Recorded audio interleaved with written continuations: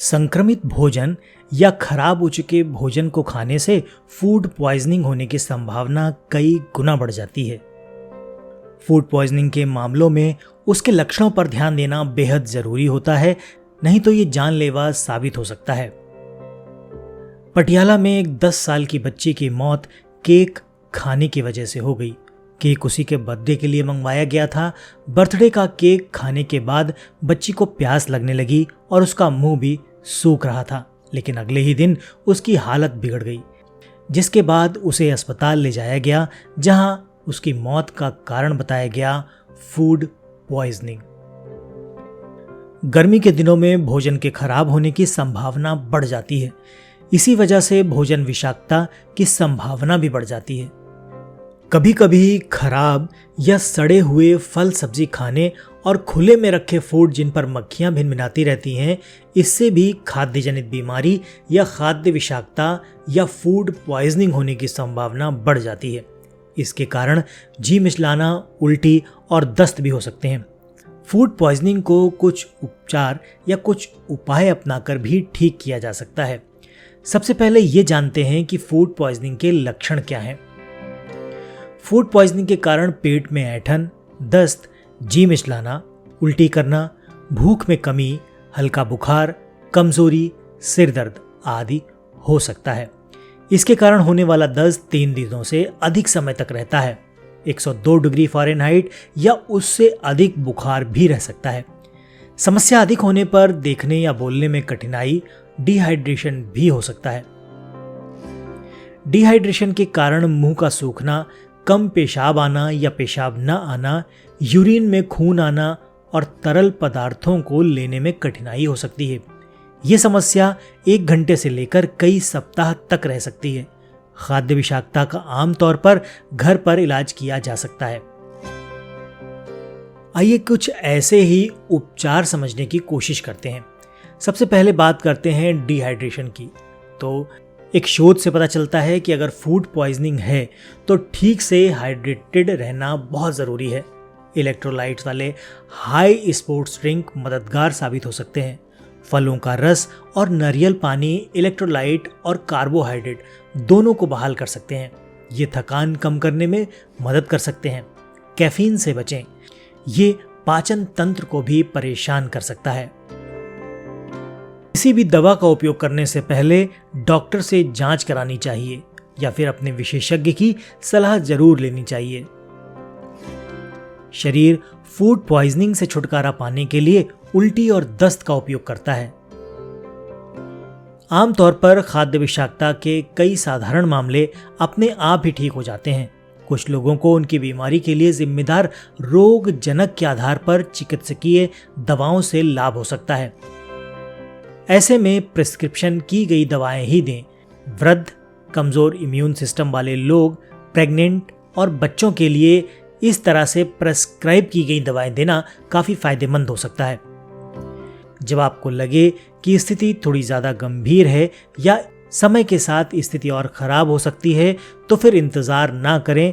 घर पर चिकित्सा करने के बजाय आप अपने विशेषज्ञ या फिर डॉक्टर की सलाह लें। उनको या उनसे चिकित्सकीय परामर्श जरूर ले लें। सवाल आता है, फूड पॉइजनिंग होने पर क्या खाएं? जब तक दस्त और उल्टी समाप्त नहीं हो जाती, तब तक ठोस पदार्थों का सेवन बंद कर देना चाहिए। आसानी से पचने वाली चीजें ही खानी चाहिए। कम तेल और मसालों वाले खाद्य पदार्थ लेने चाहिए। केले, चावल, दलिया, उबले आलू, उबली हुई सब्जियां या सूप लेना चाहिए। ऐसे में नारियल पानी बहुत कारगर साबित हो सकता है। आपके शरीर में नमक की कमी हो जाती है तो नारियल पानी से वो कमी आसानी से दूर की जा सकती है। खाने के साथ साथ आपको ये भी ध्यान रखना है कि क्या नहीं खाना है। बेहतर महसूस करने के बावजूद कुछ दिनों तक डेयरी उत्पाद, विशेष रूप से दूध और पनीर जैसे हैवी पदार्थ, वसा युक्त खाद्य पदार्थ, तले हुए खाद्य पदार्थ या चीनी की अधिक मात्रा वाले फूड, चटपटा खाना आदि से बचें। कैफीन, अल्कोहल और निकोटीन भूल कर भी ना लें। एक नजर डाल लेते हैं फूड पॉइजनिंग के कुछ मुख्य कारणों पर। खाद्य सुरक्षा की बात करें तो खाद्य सुरक्षा एक महत्वपूर्ण पहलू है जो अपने खाने को सुरक्षित रखने के लिए विभिन्न दिशा निर्देशों को और मापदंड स्थापित करता है। लेकिन कई बार खाद्य संस्थानों और रसोई घरों में उचित खाद्य सुरक्षा की अनदेखी होती है, जिससे फूड पॉइजनिंग का खतरा बढ़ जाता है। खाद्य संचयन और रख रखाव में लापरवाही फूड पॉइजनिंग का एक अहम कारण बन सकता है। ध्यान न देने पर खाद्य पदार्थों में जहरीले पदार्थों का मिलना भी फूड पॉइजनिंग का एक कारण हो सकता है। इसलिए उन्हें ध्यान से धोएं, साफ सफाई बनाए रखें और खाने से पहले अच्छी तरह से धोने के बाद ही उपभोग करें। खाना पकाने में या साफ सफाई के लिए प्रयुक्त पानी की गुणवत्ता भी काफी महत्वपूर्ण होती है। अगर पानी अशुद्ध होता है या कीटाणु युक्त होता है तो वो पकाने वाले खाद्य पदार्थों में भी कीटाणुओं को शामिल कर सकता है। इसलिए भोजन पकाने के लिए साफ पानी का प्रयोग करें। कुछ बैक्टीरिया भोजन या पेय पदार्थों में प्रतिक्रिया के कारण फूड पॉइजनिंग को उत्पन्न कर सकते हैं। ये बैक्टीरिया खाद्य पदार्थों में आसानी से विकसित हो जाते हैं, खासकर जब खाद्य पदार्थ गरमाया गया या कुछ समय तक रखा गया होता है और अशुद्ध अस्वच्छ प्रक्रिया से तैयार किया गया होता है।